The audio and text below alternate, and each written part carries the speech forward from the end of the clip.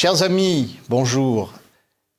Semaine après semaine, j'essaye de vous proposer une vision de l'avenir de l'éducation, de l'avenir de l'école, de l'avenir de l'université. Vous avez compris que ma philosophie personnelle, c'est celle d'insuffler de la liberté dans un système qui est ankylosé, qui est paralysé par les interventions permanentes et intempestives de l'État. Rappelez-vous, il y a 2 mois, je vous disais, les mesures prises pour créer de manière autoritaire, par en haut, depuis la rue de Grenelle, ministère de l'Éducation, des classes de niveau, ça ne fonctionnera pas.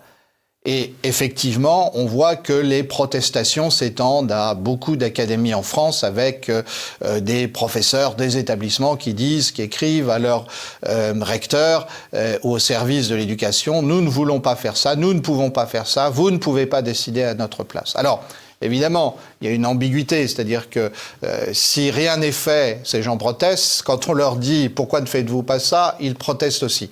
Donc il y a effectivement une infantilisation des acteurs de l'éducation nationale par l'État lui-même, mais qui les met dans une injonction paradoxale permanente.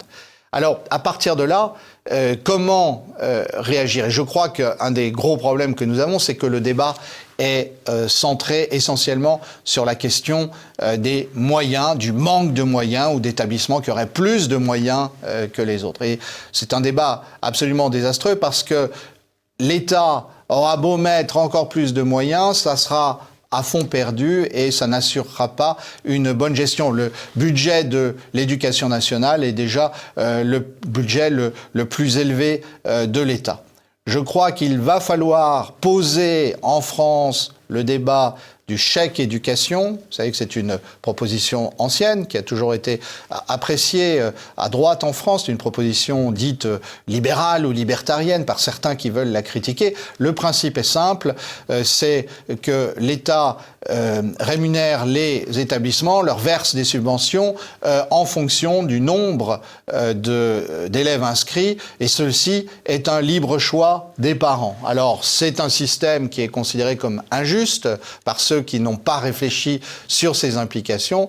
Je suis personnellement convaincu que beaucoup des établissements dans les zones difficiles bénéficieraient largement de ce système puisqu'il y aurait une saine mise en concurrence, il y aurait la nécessité d'améliorer les choses sur place pour répondre aux souhaits des parents et que par ailleurs, tout établissement ayant une capacité limitée d'accueil, les établissements les plus demandés ne peuvent pas accueillir tout le monde. Donc il faudra forcément faire monter le niveau de ceux vers lesquels les parents se rallieront dans un deuxième choix.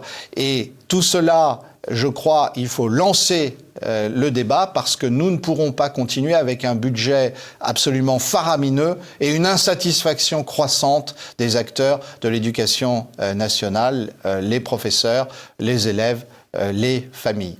Nous en reparlerons, c'est un gros sujet. Merci beaucoup.